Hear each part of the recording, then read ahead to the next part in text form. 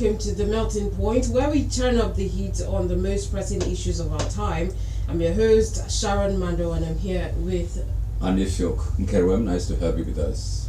Today is Tuesday, the 6th of August 2024, and in recent days, the protests that have gripped the nation have taken a new and unexpected turn. As tensions rise, some protesters have hoisted the flags of Russia and China, sparking a wave of controversy and raising serious concerns from the government. The Chief of Defense Staff has gone so far as to label this act a treasonable offense, bringing the already intense situation to a boiling point. What does this mean for the future of the protests? Is this a sign of external influence or simply a desperate cry for attention? And how should the government respond to this escalating tension? Today, on the Melting Point, we'll be delving into this development, exploring the implications for national security, public sentiment, and the international community's view on Nigeria's current state of affairs. We'll be joined by experts and analysts who will help us unpack this complex situation. One of them is a public affairs analyst, journalist, management consultant, and a pastor, Apostle Samuel Joshua. Good morning to you, Apostle. Pleasure's mine. Welcome. And the second is a barrister and also a rector of Marine and Oceans Academy, Nigeria, Barrister Kingsley Enquiry, PhD. Thank you. PhD. Good morning to you, Barrister. Welcome. Thank you. All right, let's before we go into the hoisting of the flags, let's start with the president's speech, because I haven't gotten your views on the president's speech. I'm going to start with you, Apostle. What were your take homes? Were you impressed rather with the president's speech, and did it meet your expectations? Well, he says I was so disappointed after maybe wasting 22 minutes to listen to rhetoric of the president. There's no nexus between the presidential speech at times like this with the demands of protesters. I am one of the protesters, though I don't go onto the streets because there are different types of protests. I believe on my own is intellectual revolution, but not a physical revolution. So I didn't need to be on the streets, because in Akwa Ibom we didn't go on the streets, but then I sympathize with Nigerians, including myself, who are being impoverished in an avoidable situation, circumstance. A country that these things can never have happened, could never have happened when we didn't start up in a very wrong foundation. One comes in, a person who protested against removal of subsidy, which was partial, and then the petrol that time was supposed to be 130 naira per liter in 2012. But then Mr. President, now President Tinubu, was there, and then President Buhari himself was also there. I cited people like Lai Mohammed and a lot of others. They were protesting. In NLC chairman was also there. Sorry, NLC president was also there at that time. But then the same person in 2014 protested, and he said, I can quote my president, that allow people to protest. Protest is free. Protest is free. Allow them to protest. But now, why don't we, at the same time, the president come on 29th of May 2023, he came on board. He said he read something, not from the speech. He gave out of his speech to announce the total withdrawal of petroleum subsidy. The first price that came up on it rose from 200 naira per liter to 510 naira per liter, just overnight. But how do we juxtapose between a man who protested against the increment of petroleum pump price to 130 naira per liter?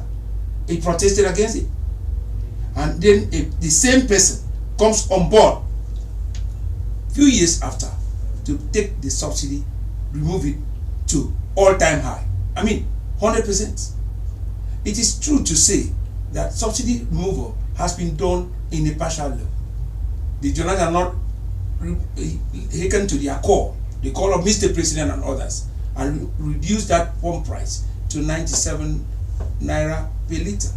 And later, when the cost of crude oil in international market just got low, he further reduced it by 10 naira to 87 naira per liter. And that is game to see.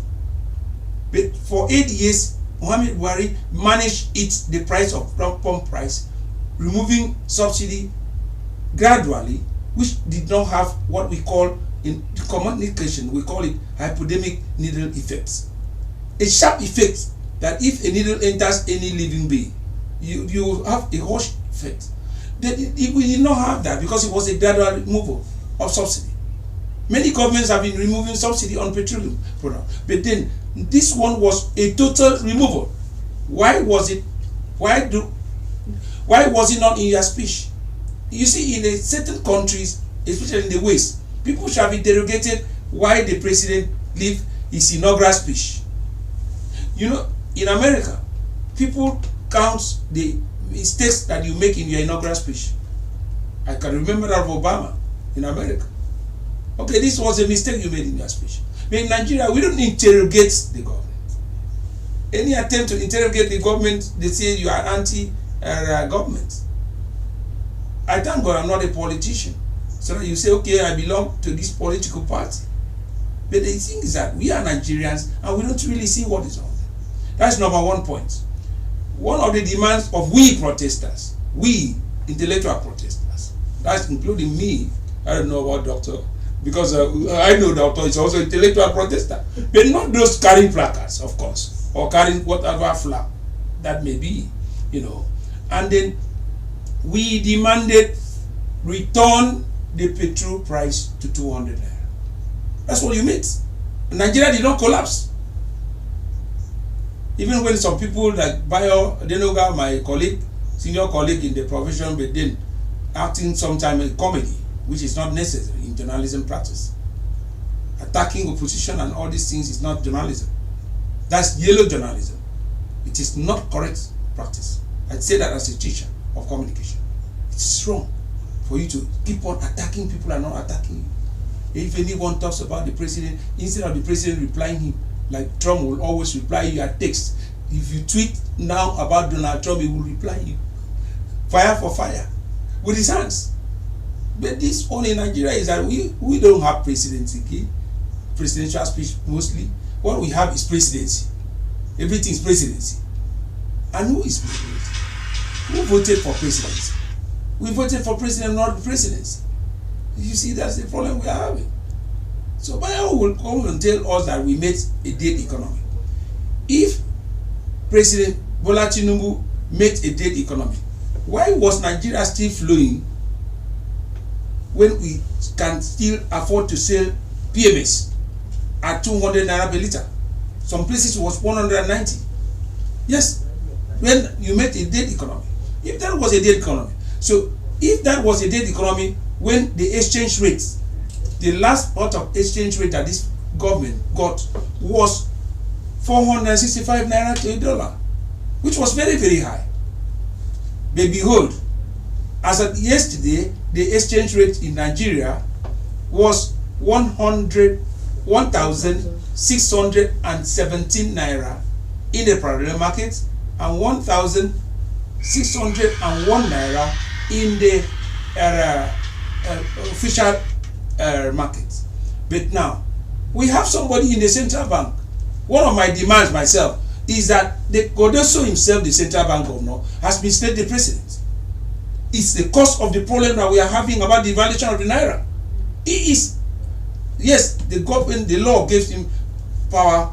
The central bank act of 2007 gave him so much power to the governor of central bank. But then this seems to be abuse of the power. Now you devalue the currency with trickery, gimmick that okay, I want to put it on a parallel level, you know, that I want to unify the naira. Which country have you seen unify the currency between the parallel market and the official market? Which country? I want to know.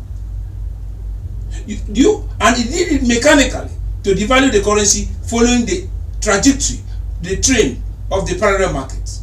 So if the parallel market moved to 780 naira, they will also move to 780 naira. Which country have you ever done that?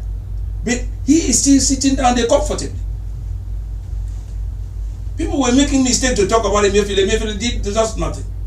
Only he politicized the central bank because of he could not go for election while in office. That was it. But that was a dead end of the going of Emefiele. But then he was 100% better than what we have today in the central bank. What we have today is wrong. It is not good at all for us. You keep on devaluing the currency so that you have the IMF loan. The currency, this government last month had a loan of $2.8 billion because they devalued the currency. Even IMF now, who were putting them on the stroll, devalue your currency. The IMF now has said that, oh, if Nigeria currency goes down this way, then there will be food crisis in Nigeria. The same IMF that told you, okay, things are so hard. IMF advises government to withdraw total subsidy on petrol because there was a little subsidy that helped us. And they listened to the advice of the, and then you can see why we are buying petrol at 800 and something naira now in Uyo. Two places 900. 900. That is the truth. We are in the same market. 900 naira per liter. I bought it 800 about a few days ago. But why is it like that? Because people will say, okay, remove total subsidy. Because I see Nigeria as a country where anyone who can write, whether well or not, is a journalist. That's what I see in Nigeria. And anyone who knows the section 22 of the Constitution is also a lawyer. It is not done like that everywhere in the world. Why I'm talking about economy as a management consultant. I understand econometrics. I know how it works. So the central bank governor will not take Nigerians for its true. And then we keep quiet. We are talking about the president who is advising the president in this matter. Who is advising the president in this matter? So one of the things that we demanded, which was not in the presidential speech, is like back to the naira. Return naira at least for us to discuss with this government. Is that you have to return the naira back to 465 naira that you pick from Buhari. Of course, from there we can discuss. Because all this one we are talking about, I don't know what we are talking about. Now people are pushing people and we cannot tolerate and fold our hands because the protest is. I can remember, and doctor remember, during the pro-Palestinian era, just a few months ago, Palestinian protests in America. They went to the White House and defaced even the White House. No one was shot. That's it. But if it was in Nigeria, I don't know who are you to go closer to where SHARON is. SHARON have minimum of about 4 or 5 gates. So which of the gates will you go to? You look as if it is a maximum security prison. You know what I mean? So the way we should manage this protest is not the way that the president is doing good. We stop it by immediate effect. 2 days after immediate effect, now the protest is still on. And then the IGP too should protect protesters, as he told us initially they will protect protesters. When the protesters go into the stroll of looting and most of these things in Kano, the police were not even close to that place. Why? Why? They promised us that they will protect Nigerians, protesters, and then that those who are not genuine protesters and looters, they will deal with them. So why did you not deal with them? Why didn't you deal with them? The police will not go nearer there until they looted everything that they wanted in NCC in Kano. That was why the curfew was imposed. And now other states, they are still doing the same thing. CP of Lagos State yesterday said since the president has given a speech that any other protest will be illegal. Which one was illegal? You see, we quote the law. You see, one problem I have in Nigeria is that the Nigerian police make law, not the parliament. The military now already have make law and tell you what is reasonable. That is not the parliament. Now everybody will make law in Nigeria. So which of the laws will we obey? All right, let me. I don't know. That's one rhetorical question that our listener may have to answer. But you've just mentioned treason, and the federal government spokesman or person has said that that is viewed as a treasonable offense for those flying Russian flags. And if I have to quote him, we are warning in clear terms. And the president has also said we should convey this, that he will not accept any individual flying any foreign flag in Nigeria. That is treasonable offense, and it will be viewed and treated as such. So nobody should allow himself to be used by any individual. Barrister, what constitutes a treasonable offense? Yes. I want to thank you again for having me. What is a treasonable offense? The criminal code is very, very clear on this. Section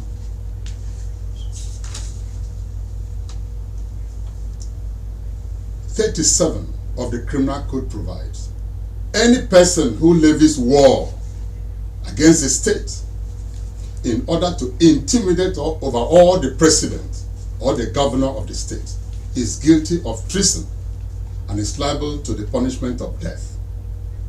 Subsection 2, any person conspiring with a person either within or without Nigeria to levy war against the state with intent to cause such levying of war as would be treason, if committed by a citizen of Nigeria, is guilty of treason and is liable to punishment of death. That is treason. If you levy war against the Federal Republic of Nigeria, or you do that in conjunction with anybody outside the country, is treason. And from my research, I found out that there must be actual war before you can say treason has been committed. The mere fact that flags have been waved during protests on its own does not amount to treason. There must be actual war before you can say that a treasonable offense has been committed. In my own opinion, the protesters, by the Constitution, they have a right to gather and express their grievances. However, in the process of doing so, you do not intimidate the president. You do not make the president to be awed by your action. You don't call for coups. You don't hoist flags and beckon on the owners of those flags to come in and take over governance.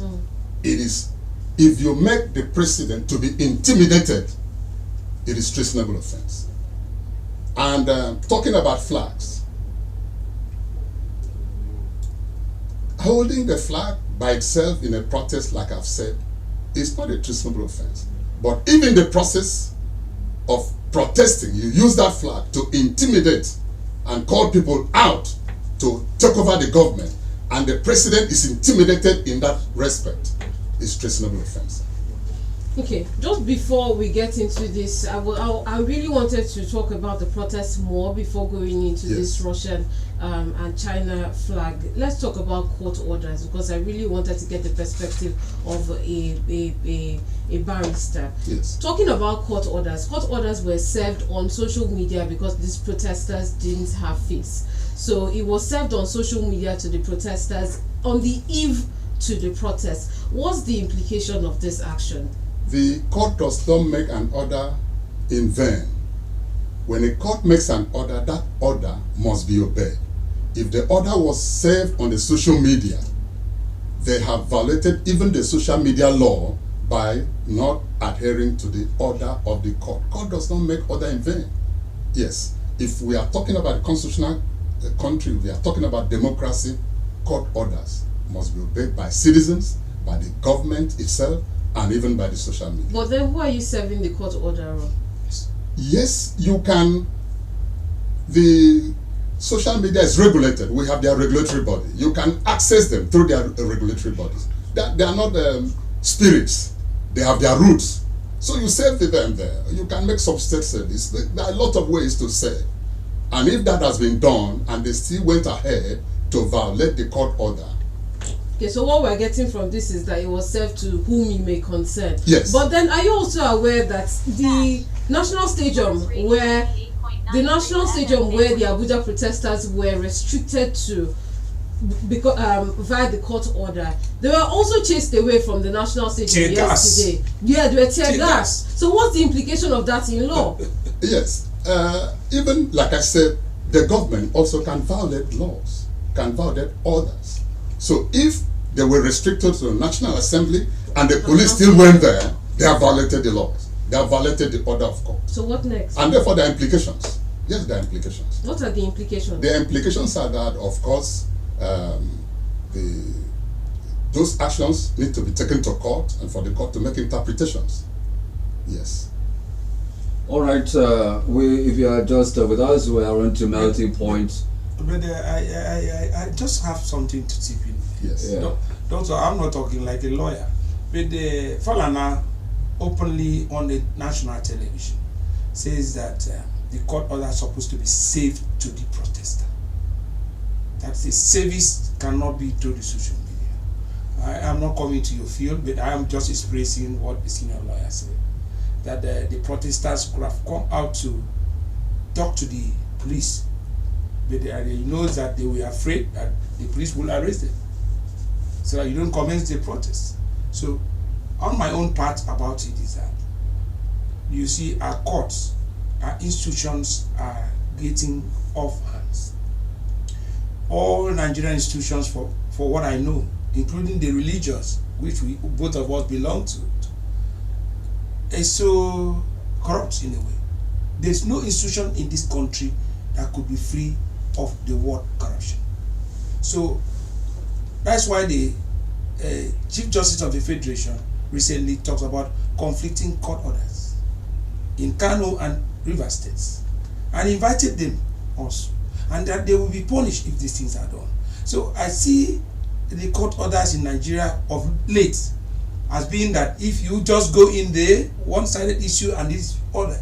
But then again is that when we give orders and the orders seem to conflict with the status, the Constitution of Federal Republic of Nigeria of freedom of assembly.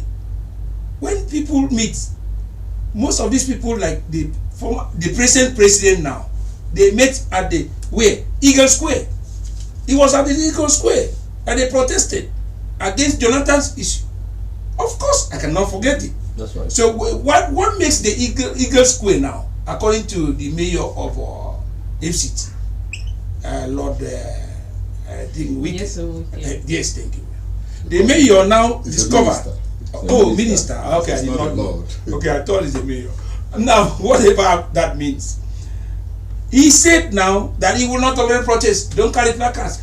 He becomes also a lawyer. He was also making a law. All Nigerian leaders are now consider themselves a parliament. That's my small problem about it. Insofar as I may not know about the law, but then there are little ones I know that we have the freedom of association, assembly, and expression of thoughts. And then we also have the free speech.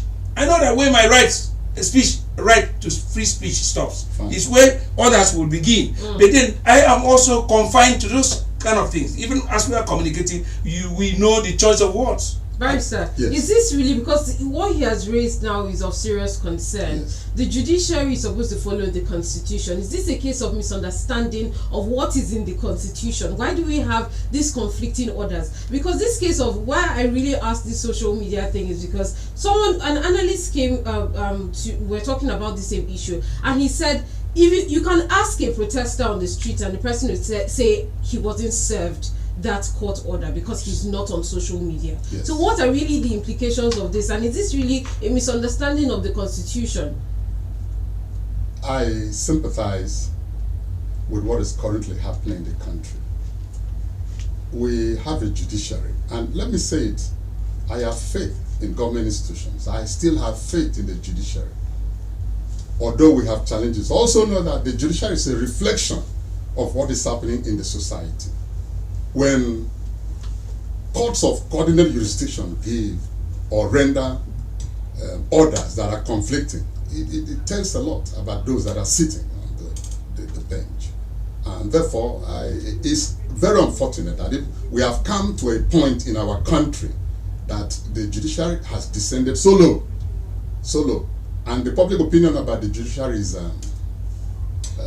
really pathetic. But that does not mean that we don't have institutions. And like I said, I believe in the efficacy of our judiciary. I believe that those institutions are still giving judgment in accordance with the law and the Constitution.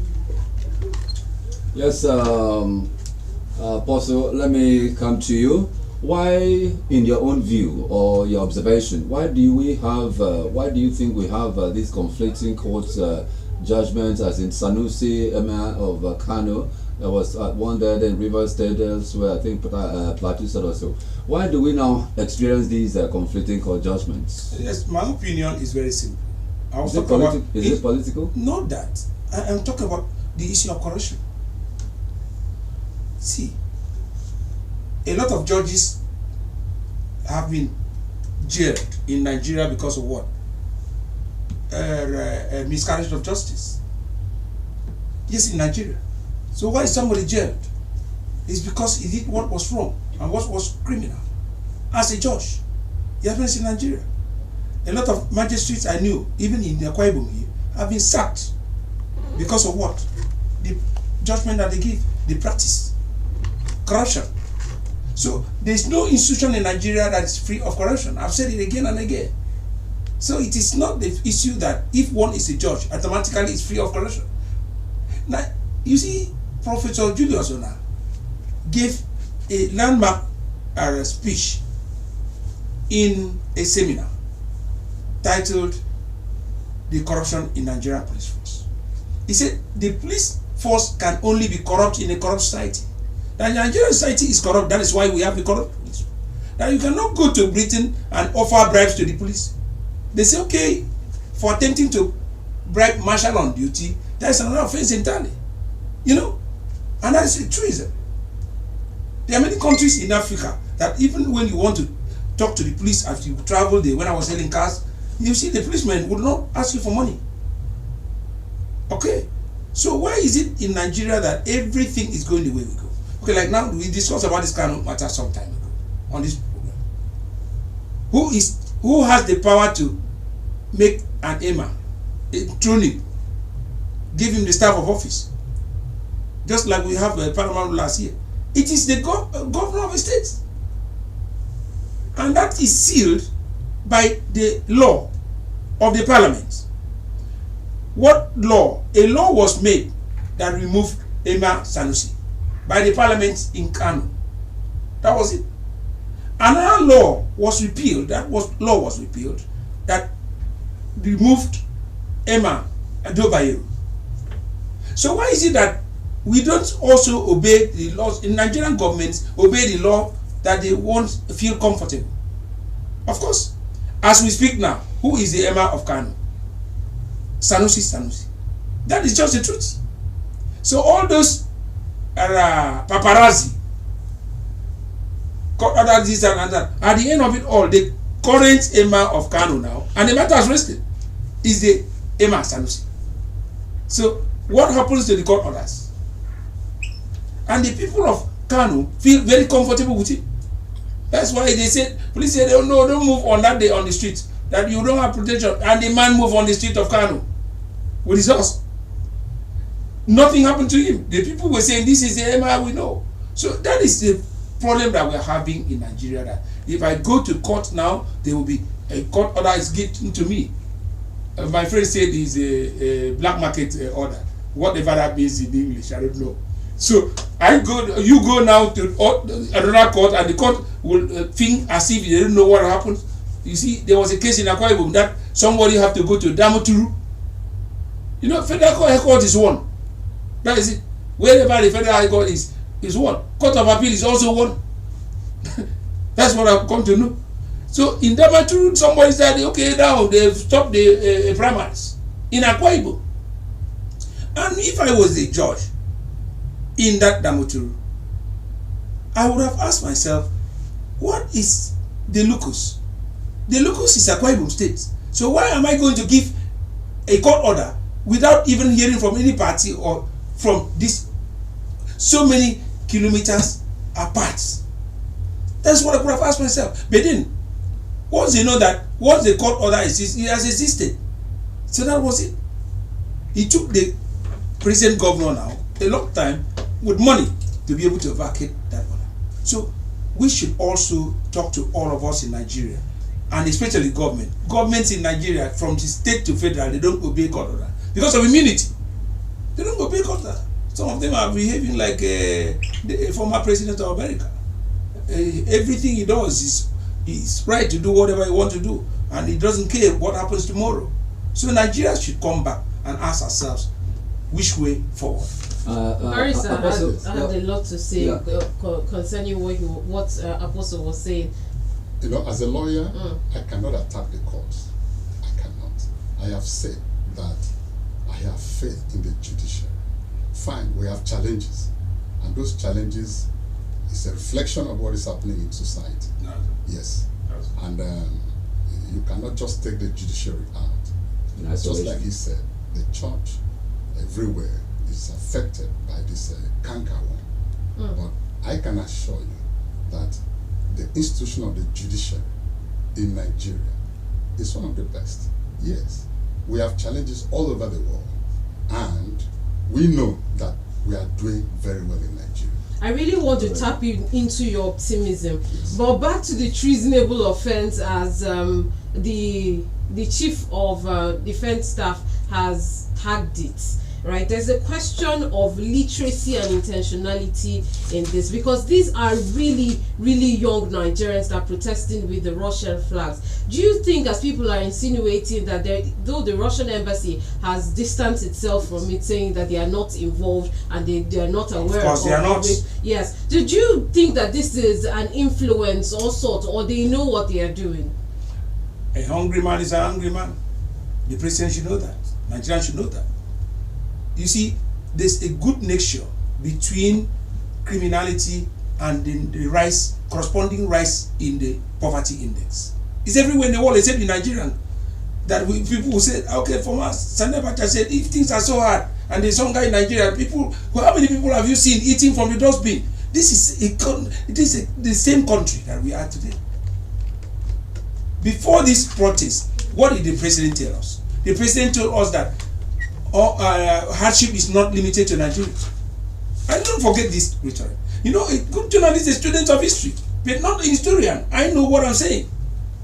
So when you make a president that should give us hope, is making such comments, akin to that of General Sani Abacha, the dark days of Abacha.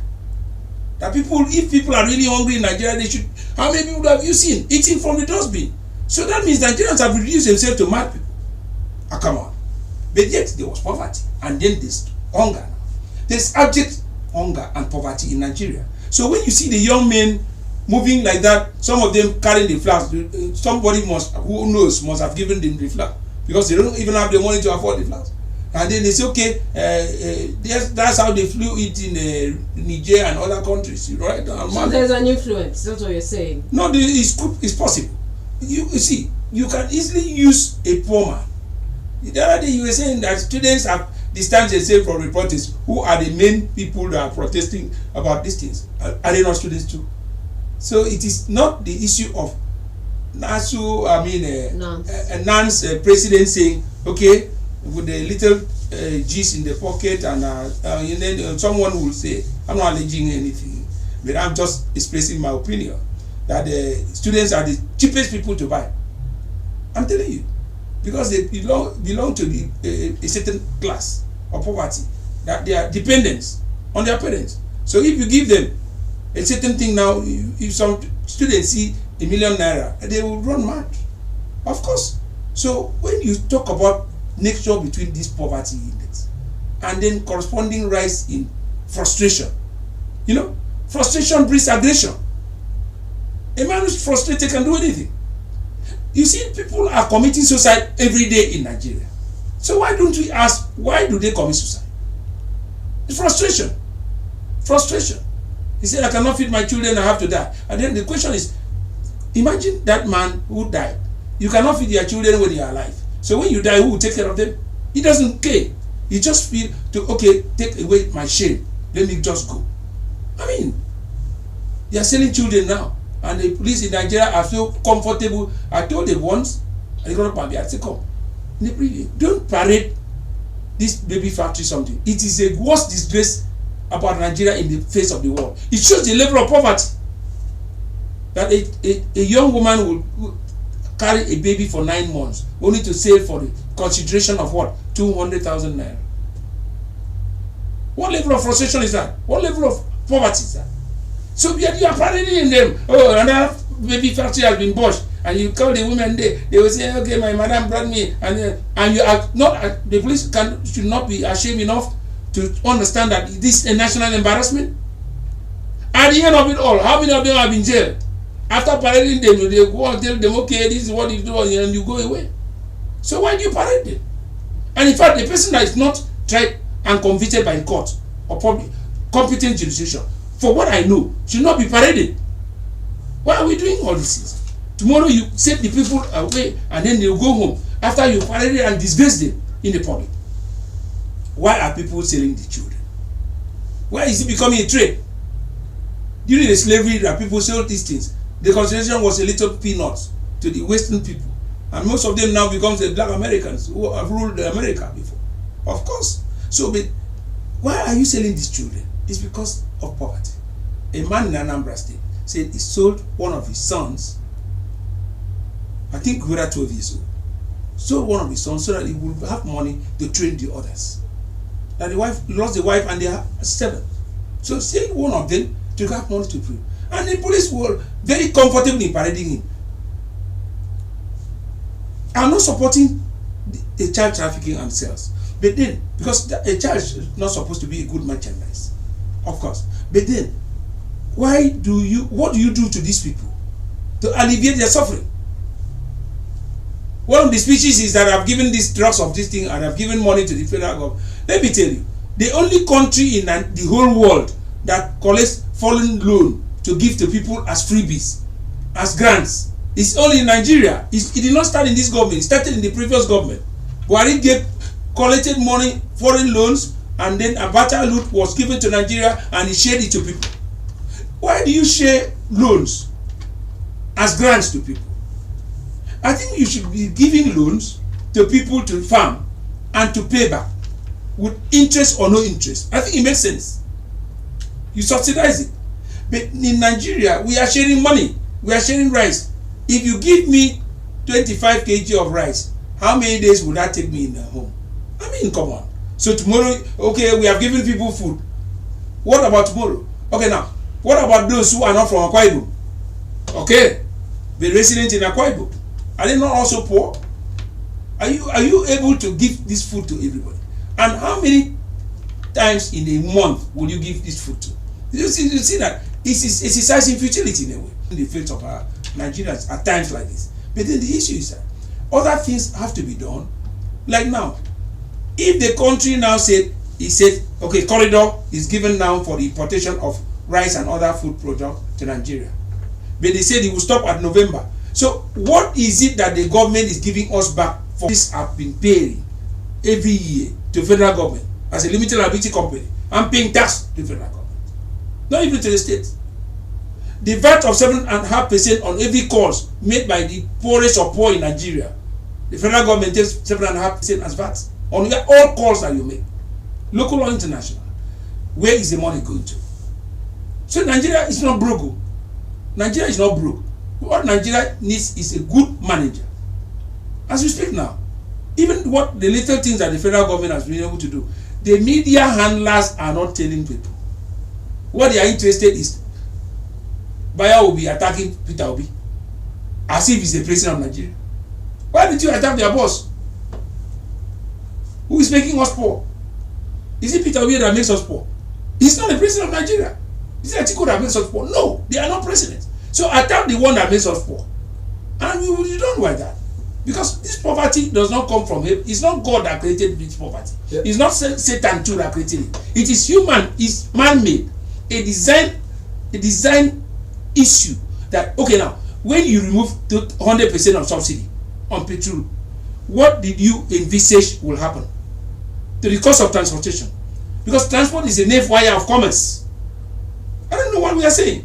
So when you do take certain actions by government, he said, okay, I can feel your pains. The president is not feeling any pains from us. He's not buying food. He's not buying petrol. He's not buying diesel. He's not paying for electricity. So which pains are you feeling? Which pains are you feeling? Everywhere we go now, yes, because of the so-called Band A, which was the recommendation of IMF, remove all subsidy from electricity, you have more money.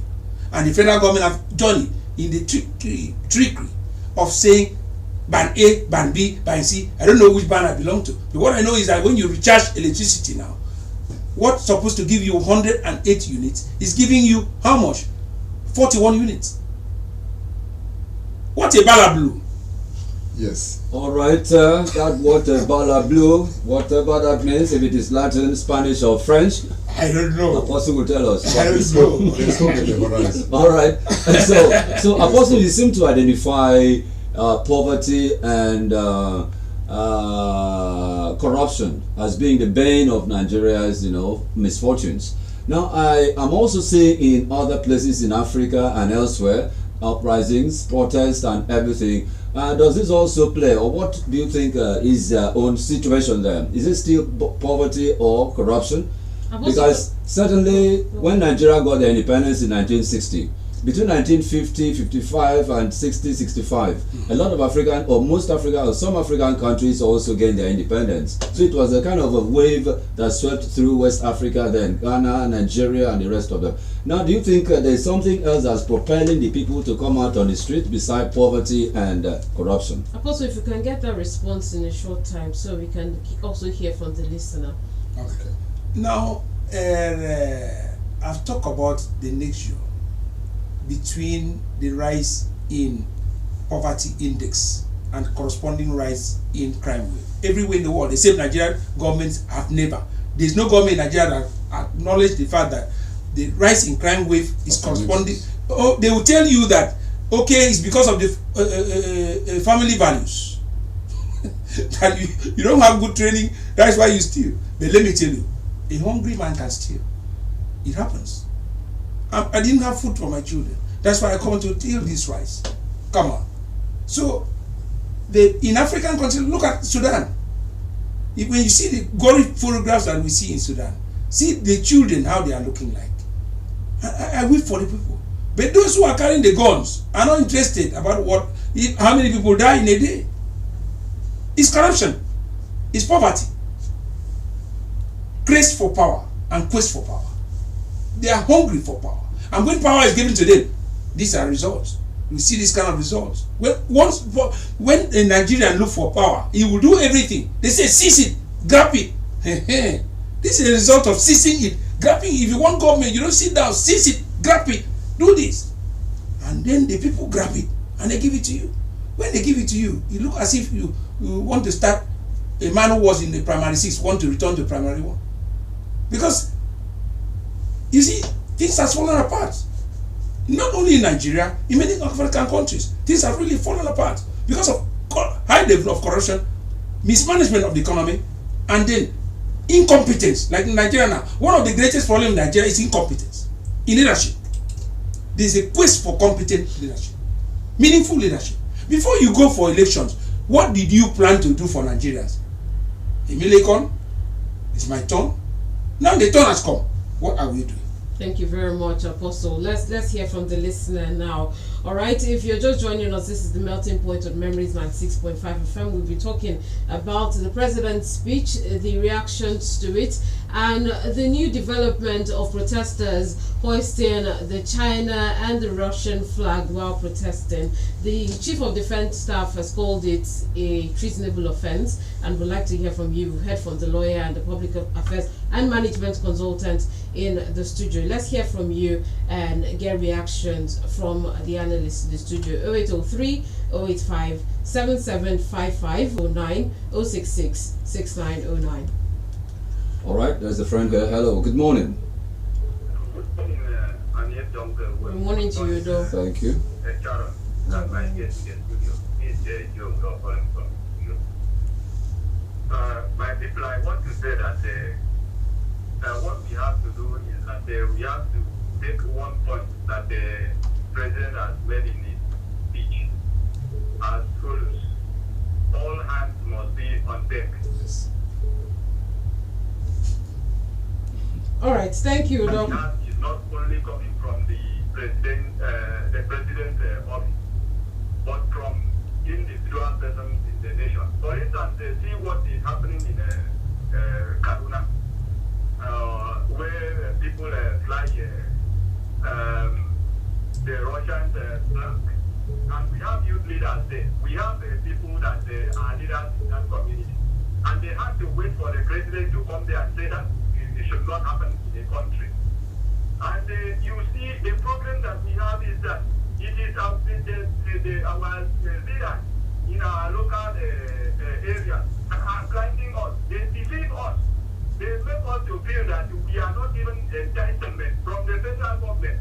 They use this money to pull their Wrap up. or build their stomach and make people to continue to blame. All right, we've lost that call Sorry. from Udo. Hello, Thank good you. morning. Thanks for your efforts. Hello, good morning. Good morning and Yeah. welcome. Good morning. Hello, this is Samson calling from Newsroom. Welcome, Samson. A minute, please. Thank you. It's quite unfortunate that the president did not address the mood of the protesters. As rather talking about what he has done and what he's going to do. Which the protesters have not had any, which has not had any impact on the protesters. And of course, I think the people might have been forced to lose confidence in the government. And of course, doing what they did in the north. But the north in fact has different mindset, unlike we here. We have certain understanding, but they do not. So it's really quite unfortunate.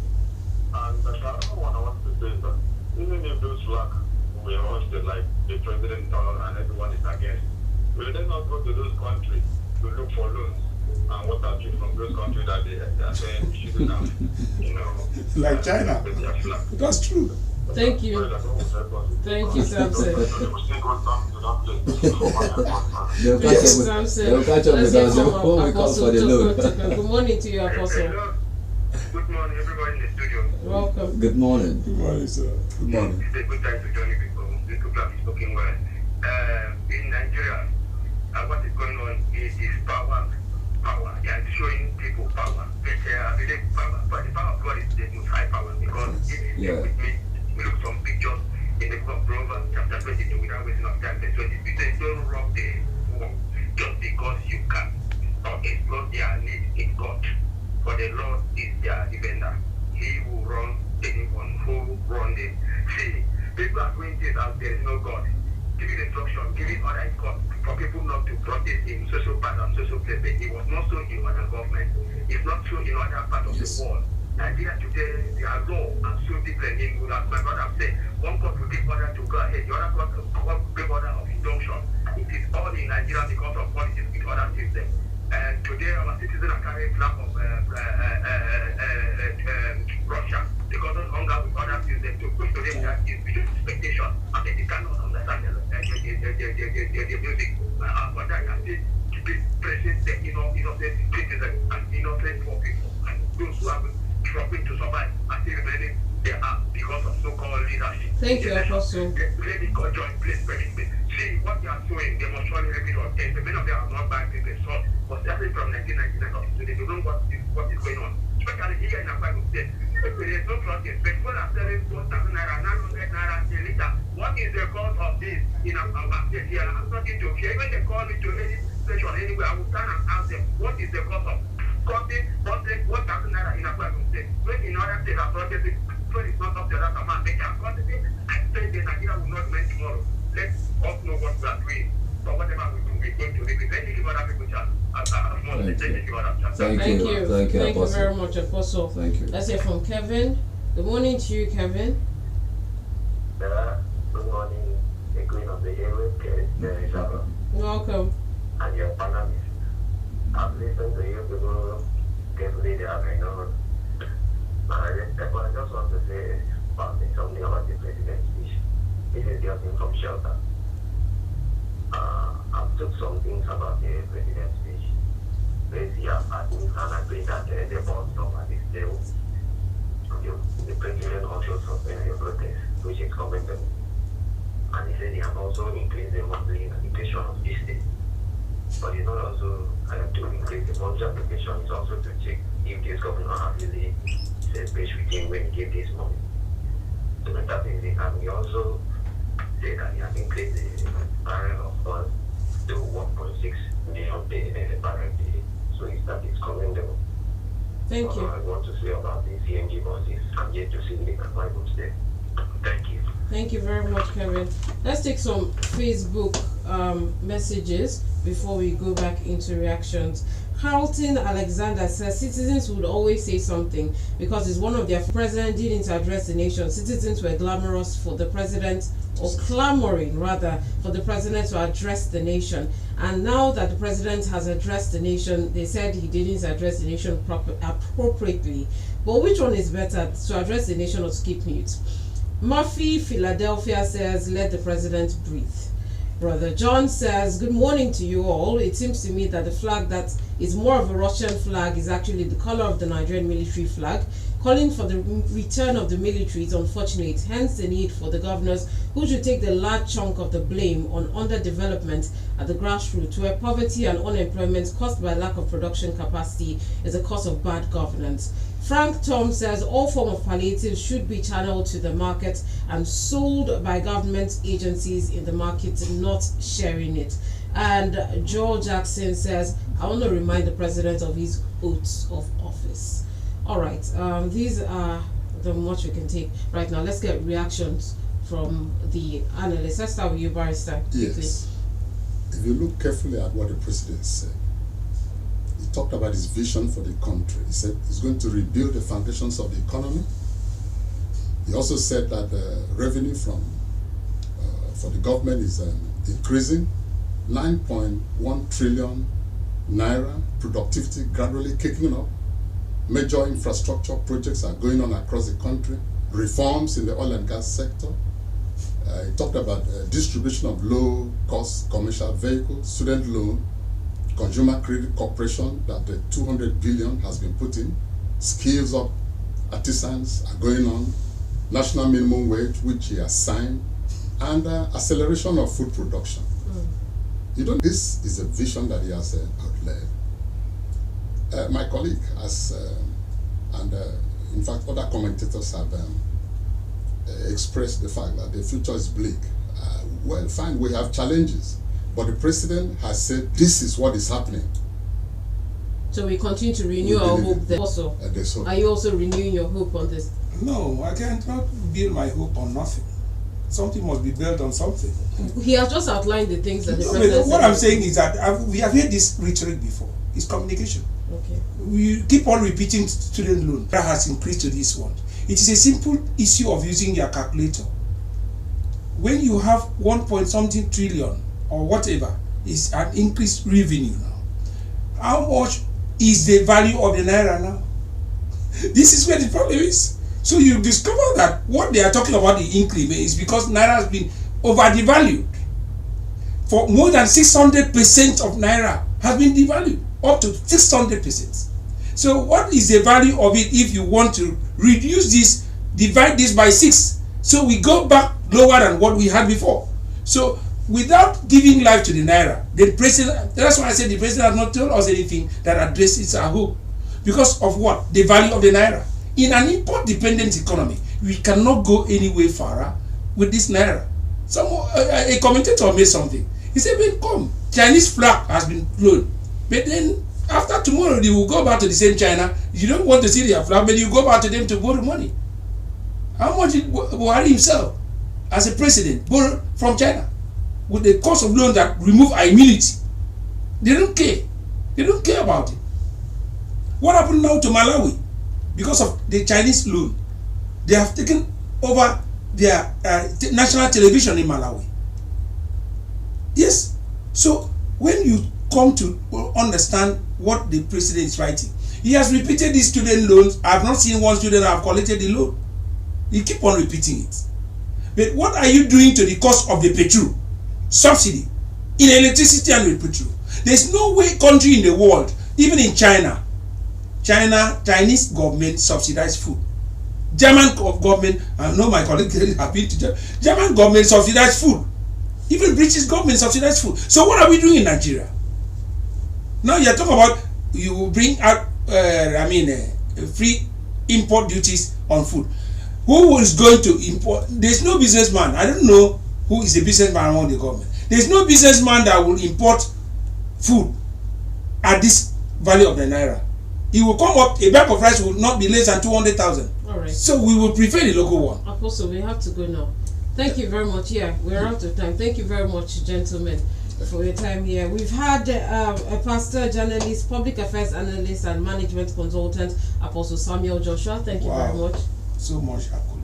Yeah, you deserve it. Thanks. We've also had a barrister and also a rector of Marine and Oceans Academy, Nigeria, barrister Kingsley Enquiry, PhD. Thank you very much. Thank you so much for having me. All right, we've come to the end of the melting point on Memories 96.5 FM. Coming up next is the Back Pass with Patrick Edeke. My name is Sharon Mandor. Thank you so much.